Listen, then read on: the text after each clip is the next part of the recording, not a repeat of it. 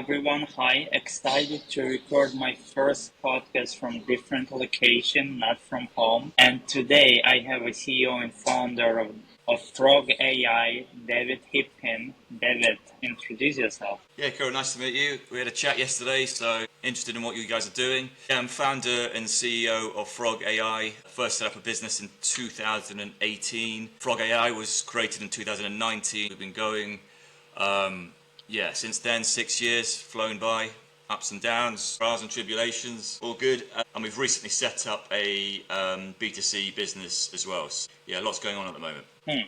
Okay, tell us how you started and what is the whole idea. So you have to bear in mind, like, so much has changed in the last 5 years in terms of AI. So 5, 6 years ago, we set up the company to take data from football matches. If there was enough data available for any football match on the planet, we would create content around that football match. So we were able to write up to sort of 600 words in a preview about sometimes 1,000 matches a day, and it was all completely automated NLG, natural language generation based content. And we would produce sometimes 5 million words of content a week, and back then people would assume we just had a huge number of copywriters sitting in offices around the world producing all this copy. But no, it was just us, our startup, and our small office in Brighton. We built this robot.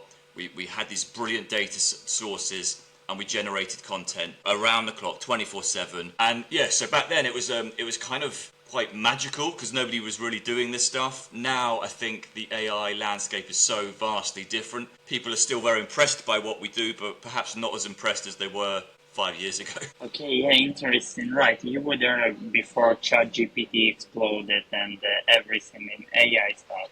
I'm Exactly. curious, like how much data were you starting with? Like how much data you needed in the initial stages of your project? So one of the things I've loved about working in text-based content is it's so lightweight. You know, you can send text files and it's instant. It takes no effort.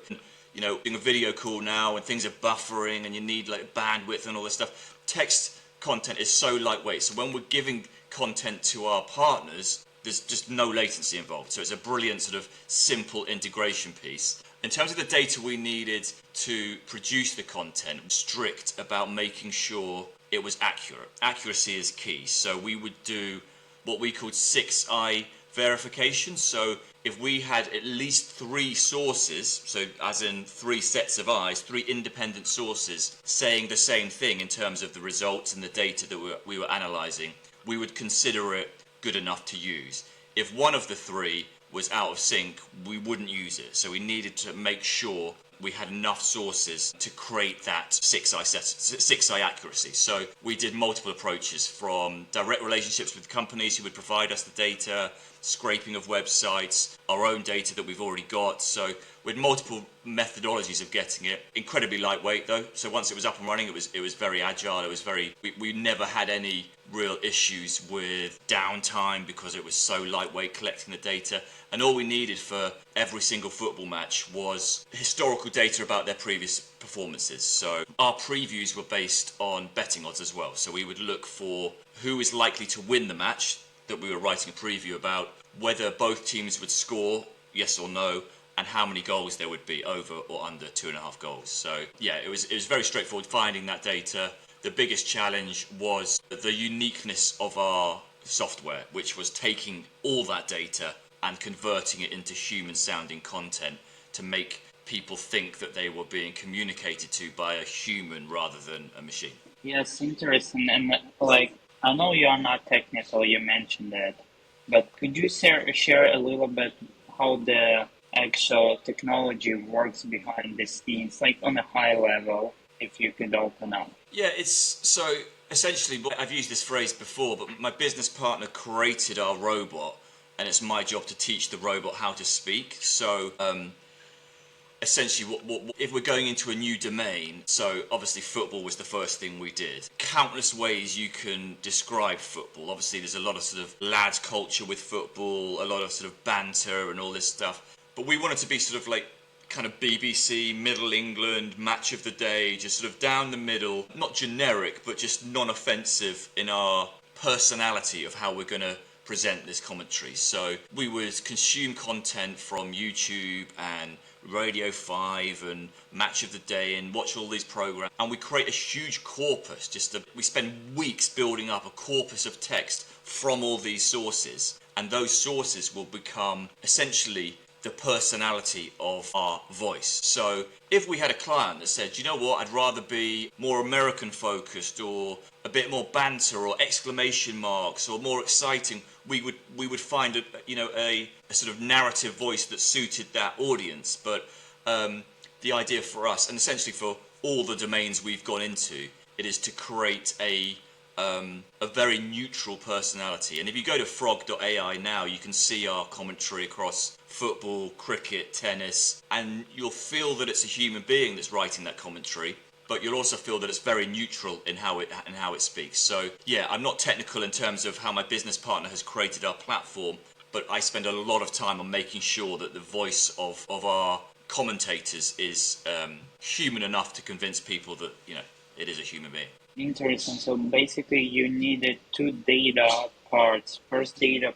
part is the sports data in order to create this commentary, but also you needed data on, all of these speakers, like all of these YouTube channels to create the voice of your, right? Yes, exactly, and very different tasks. So we have the sort of the data collection. So yeah, I should have said that the most sort of technical part of the solution is turning that data into variables that are valid. So we would use, so we would run thousands of simulations to work out what is the most important data. So you don't want to be talking about things that happen 1% of the time and writing, tons of content about that. You want to be talking about the things that happen frequently in the most varied of ways. So, and it's also things like what is significance. So, for instance, in a tennis match, I could ask you what, I don't think you're a big tennis fan, but I could ask you what you thought was a fast forehand or a fast first serve. But you need some sort of domain knowledge to know what that answer to that question is. So we would work that out from the data. And for instance, we'd know that, and talking with our partners, we would obviously check with them that they agreed with what we find in the data. But we would have our robot get more excited if a forehand was hit above 88 miles an hour than below. And sort of things like that. It would look at the data and just feel what are the edge cases where the commentary can get a bit more excited because something unusual has happened. So that was sort of the first thing about getting the data, normalizing it in a way that we can use it, and then looking for the edge cases where it is something exciting. You don't want to be getting excited just because the commentary doesn't want to be excited just because someone's hit a forehand at 60 miles an hour. But if it's up in the 90s, then absolutely it's worth the robot saying something a bit more fun, a bit more colour in the commentary, essentially. Yeah, that's really interesting. To be honest, when you look over the website or over the company overall, it looks like how to say it correctly, like an AI business, but you don't understand like the behind the scenes and all of these details. So it's really interesting to hear everything you mentioned. Yeah, I mean, I don't know if I don't know, totally agree with. Don't understand. I don't need to know the detail of the my business partner's been studying AI for sort of 30 years, so we very much, separate our roles. Absolutely, I've never written a line of code in my life, and I never intend to. But he's built the platform in a way that allows, like, a technical person who's got the domain knowledge to interact with it and create this output that is infinitely unique and specific to any domain. Yeah, absolutely. And is your robot, is it like a text or do you also do a voice? So, I'm trying to... Yeah, so it's all text output at the moment, but obviously, we've thought about doing voice output as well, but you can get so many just off-the-shelf, plug-and-play products that do that now anyway, so it's not something that we would necessarily spend a lot of time doing our own version of, but at the moment, everything is text. We've got some samples on our website of voice commentary just to bring it alive and show what it sounds like rather than just reading it off a page. But yeah, at the moment, like I say, it's the whole thing of being lightweight. Text is so lightweight, so it's the best way of getting things across. Interesting, right. At the beginning of our talk, you mentioned that you were using three sources of data, right? And you were comparing them all. Yeah, so right now, are you doing like a commentaries based only on historical data, or are you also doing live? No, so that was like I said, so much has happened in 6 years. So that was in 2019 when we first launched football Mm-hmm. previews for free. Every single if there was a professional match with teams that were 18 years older and above, we would provide a preview of it across the globe. That was 2019. COVID hit, obviously, in the sports market just disappeared for a few months, and then we'd already signed a few contracts that kept us going through that first year, allowed us to sort of pivot and come out of COVID with some other ideas about how we could use the commentary, and we moved from pre-match football into play-by-play live commentary. So instead of needing three sources to validate our own data for our own previews, we would work with other parties, sort of best data analytics companies in sport. We'd partner with them. We know that they already had this rich data. They've done all the data collection, they've got all the data processing, they've done all the variables, and they would give us their data and we would convert their data into text. So as soon as, for instance, a cricket match or a tennis match, as soon as that point is over, as soon as the batsman has hit the ball, within an instantly we get their data and instantly we send it back to them with commentary about what has happened. And again, you can see it on our website. We could write a 500 word description of every single point in a tennis match. Now, we sometimes do that just to show the power of the AI content, but as a product, nobody wants to read 500 words every single point. You'll be there all day. You won't be able to keep up. So we've got this sort of long form commentary, but the actual use case was more to reduce it down to sort of 20, 25 words of snappy content for every point. So that's how it's evolved, away from the football previews to real-time live commentary, play-by-play. How quickly can you do that, right? How much time it takes from, let's say, a point being scored and then a fan sees your commentary? I mean, instant.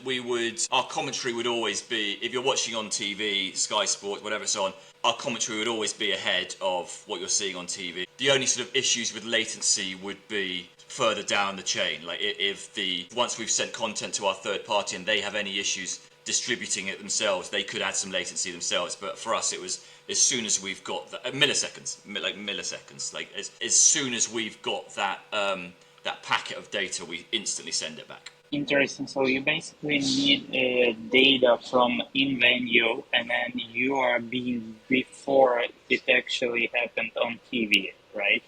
Yeah. Yes. So the partners we would work with they have exclusive data rights with the courtside or the pitch side data. So literally a feed, if it's a tennis match, a feed from the umpire's chair, from the stadium, from the cameras that you see courtside is instant. So there's no sort of human delay of someone watching what's happened and entering the data. No, it's all completely automated from the court. Yeah, I got you. And okay, so in the first case, the accuracy at the beginning, you were comparing three sources of data to make sure it was accurate. How is it being processed in live? So how is it what? Do you check the quality while doing live commentaries, or how does it work? Yeah, no, it's a good question. So I think that's a very good question. During our tennis commentary, I think there was like one error every 200 points. So it's very rare, and the error might be someone's just hit a serve at 180 miles an hour, or a first serve at 12 miles an hour. It's just something, because it's based on cameras picking up the ball, something might get in the way. There might be an issue, or sometimes if a player's at the net and hitting a forehand overhead, I just hit my lamp with an overhead. It's sometimes the video would pick it up as it being a backhand. So it was incredibly rare, and to the extent that you wouldn't even notice. But we were never going to get it 100% accurate because of those nuances. But yeah, so we would put in some sort of edge case handling to make sure that if a serve that had come in greater than 160, we'd probably think that was probably not accurate. So we had our own sort of edge case management there, but we also had tolerance that one point in every 200 might have something not quite right. But we would also say that that's probably more accurate than any human would be, because if you're listening to humans, they make mistakes as well. That's, if I'm being correct, we are talking about your robot, right? that sometimes you're having mistakes, No. like really rare, like you said, No, right? not our robot. No, so when we're working, so our robot won't add errors. It will Yeah. only describe what it is being told. So, Hmm. if the third party has told us that someone's hit a first serve at 170 miles an hour, for instance, or something that is not accurate, that's, Hmm. our robot would just quote that as fact. So it wouldn't be our robot that had made the mistake. But so we would have to have a combination of, right, what do we consider completely wrong, and have those upper and lower Hmm. limits, as opposed to, okay, fine, there's a mistake that's got through, but we're gonna say it anyway. So you have to accept that the third parties that we're working with do their own due diligence and, Q&A to make sure that their data is accurate. But yeah, that was the whole point of us partnering up with third parties, to get away from us being responsible for the data and only being responsible for the content, and letting them have responsibility for what feeds the content. Yeah, that's 100% correct. All right, and what are your next steps in terms of developing the technology? So to basically move away from being domain specific. So at the moment, if we sign a new partner, we do go away for 3 months and we learn about the domain. We might be going into America and taking on American sports. I've never watched a game of basketball in my life. If somebody wanted to do basketball commentary, we would have to go and learn that. So I'd either go and find someone and outsource that task for us. But it would be what we would like to have with version 3 of the platform is literally off the shelf. Anyone can come and use it. So you don't have this sort of 3 months of learning the domain. You can just come in, take it yourself, and the more that you're prepared to put into it, the richer the content you can generate. So I could give you access to the platform. You could be interested in any topic you like, whatever that is, and you could say, right, I'm going to spend one day training the robot to speak about a topic I want, and in one day you're like, great, brilliant, it's producing human sounding content. You spend 3 months on it, and then you've got something that is just really powerful. So it'd be up to the user to spend as much time as they want to create that content. So that will be the next step, to make it domain agnostic so anyone can use it. But right now we're talking to people that are still in the sports space, because there's so many things to still be done in sport. Slightly different versions of previews versus commentary we're working on. So yeah, we're sort of juggling a few things at the moment that could be happening this year, while also, in 2024 we launched the B2C business as well. So we're kind of sort of pivoting away, letting the B2B stuff look after itself, and most of our time now is on the B2C. Yes, so you've mentioned that if I'm understanding you correctly, you will be opening your technology to regular customers who could train your robot. Yeah, that would be the next stage. If we do that, it won't be till the end of the year. But that would be the idea, to take the burden of training the robot for each domain, to take that burden away from us and let the consumer do it themselves. So yeah, that would be the next step. We're probably 6 months away from doing that. And like I say, it would depend. 6 months might be sooner, depending on what we do with our commitments to the B2C side of the business. So it's all about resource allocation. What do we want to do for the next 6 months that will give us the most benefit? We've got conversations ongoing with some new partners on the B2B side of the business right now. That might just be enough for the next sort of 12, 24 months while we Mm-hmm. focus on B2C. But yeah, like I said yesterday when we met, we're at this sort of transition phase where we've got a B2B business and a B2C business, and we're just sort of deciding. We can't do 100% on both things, so we're just Mm-hmm. deciding which of those endeavors gets the most sort of attention by us. Yeah, that's a huge problem for any entrepreneur to decide, right? To pick what is going to give you the huge benefits, and you don't want to be everywhere and nowhere at the same time. Exactly right, 100%. Okay, right, and tell us a little bit. We have a couple more minutes about your B2C process right now.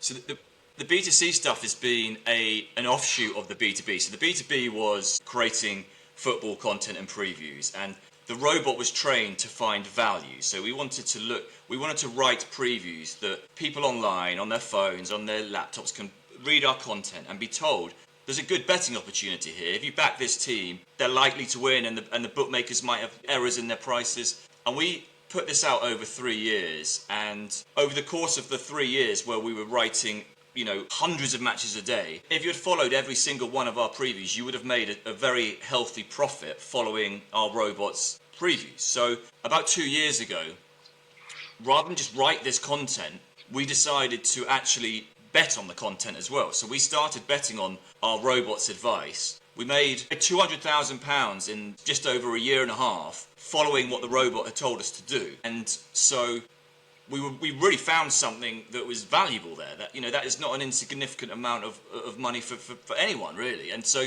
we decided to make this publicly available.